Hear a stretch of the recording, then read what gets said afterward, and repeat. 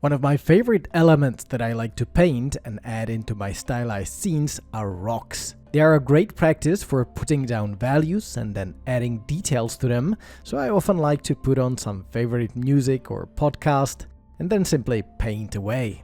Being now able to put these into my shots is an amazing cherry on top. When making these rocks, I like to start with blocking out big shapes with just a dark color, usually gray. I use lasso tool and block it out until I like the shape, and in here I wanted a rock that is slanting gently so that Nikephoros can actually lean on it, so I made this one side gently tilted. Then I add a clipping layer with Alt-click on a new empty one above my base, and still with the lasso tool I create areas of light hitting the rock from a chosen angle. The important thing about these painterly assets is that the light is painted in, so you cannot change it afterwards, apart from flipping it horizontally. So once you decide the angle and light conditions, you have to stick with it for your shot. In my case, I chose the sunlight to come from the left side. Next up, I started blocking in darker values, adding more shapes to the rock. With each new value I add, more and more of the shape of the rock starts appearing. In the entirety of this process, I use just the default round brush, just changing the size with Alt left and right drag and roughness with Alt up and down drag. Those are the most useful shortcuts in Photoshop in my opinion, apart from Ctrl Z for undo of course.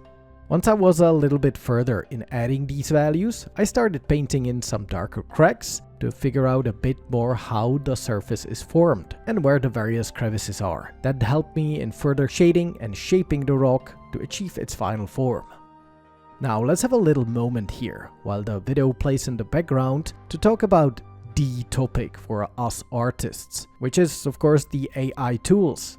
I already have some comments under my recent stylized videos, something like AI would do this in a few seconds, or why not use AI to generate these rocks for you and save time? Well, let me tell you why. I think that we'll all become lazy and stupid if we start over-relying on AI in this way. The goal of your creative endeavor is not just the result itself, it's also the process. It's the way you get there and things you learn along the way. If you just outsource it to an automated tool, you'll have learned nothing. And I know, because for past several years I tried using AI for generating art, and the result was always the same. Something was missing. I've done the job faster, but I felt a little bit like a fraud at the end. The feeling of achievement wasn't there, and the whole thing became somewhat hollow. And in a creative process where every little thing counts and influences the final quality, this is a big deal. Now, to be clear, I'm still forming my opinion on AI, and I know it's not going away. For repetitive tasks, sure, why not? Let me teach an AI how to repeat what I've just done and save me some time. In Photoshop, for example, I love how I can extend my canvas. However, what I have a problem with is that I don't know how Adobe is sourcing the AI data. Whose artist work have I just stolen by extending this canvas? No way to know, really.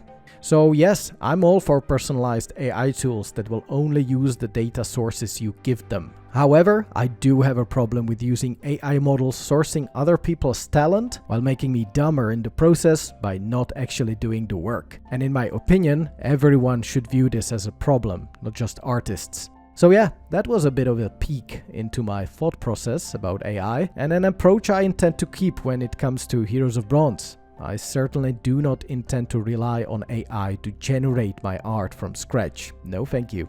Back to the rock, you can see me here adding a few orange and ochre strokes to indicate some moss.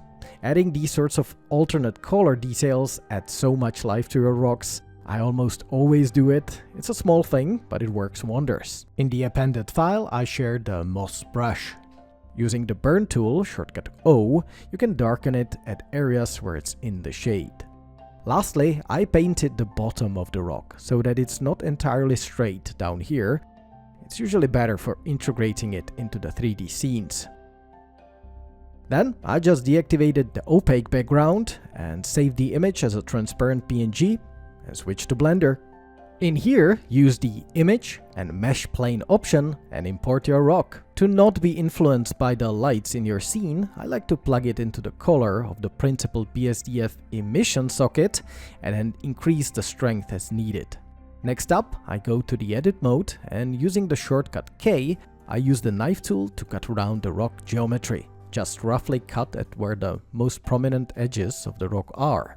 Then proceed to do the same thing on the inside of the rock, cutting the edges around the shape you've indicated with your painting.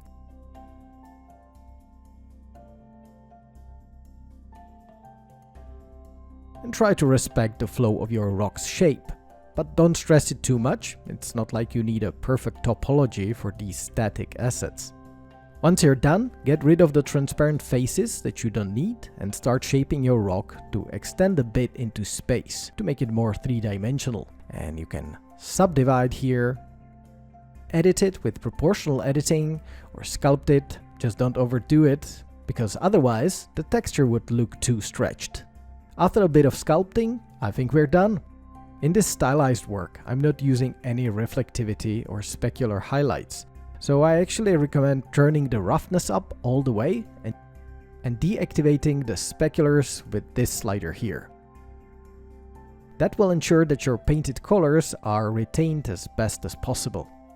As you can see, your asset can then react to light in a limited way, but as I said, in your final scene, it's better to respect the lighting you've established when painting it. But hey, it's not like I haven't used this rock in a completely different shots for completely different lighting conditions.